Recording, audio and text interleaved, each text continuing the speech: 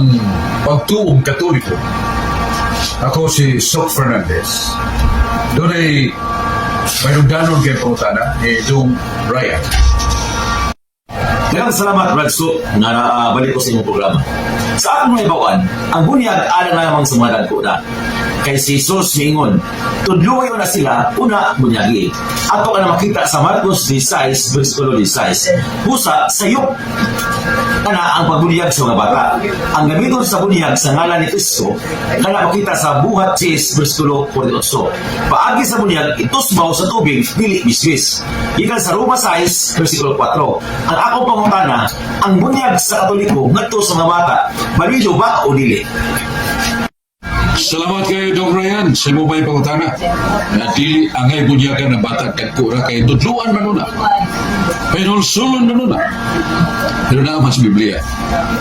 Kantyo sa bahan ng bunyag apil ang bata. 1 Corinto 10, 1-3. Nga Diyos na bunyag pinagi kang wisis o pinagi sa tubig. Ano yung apil ang bata? Kay sa Exodus 12:37. Kanang hinabo, pagbunyag sa Diyos, apil man ang daghang mga bata, daghang mga babae. Exodus 12:37. Yan sa buhat 2:38, para sa dagko, ang buhat 2:39, apil ang bata.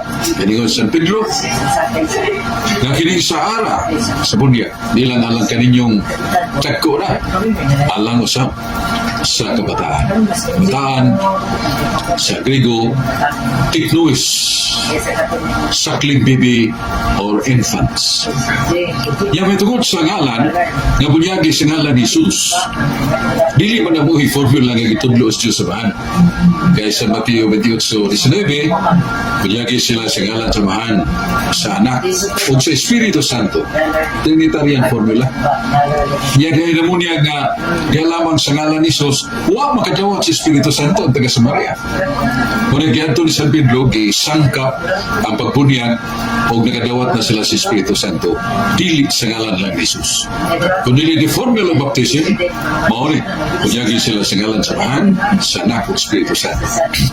Ya dili kay pagtusma or immersion, only kay si San Pablo, dito man bunyagi sa balay.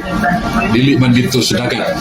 Ato man ang mabasa sa buhat, Kapitulo 8, 17 nga sa 19. Si Saulo, nga nahimong San Pablo, dito bunyagi sa balay. Dili sa sapa, dili sa dagat. Sumahimo sa bisanasang dapit, gamito ng tubig.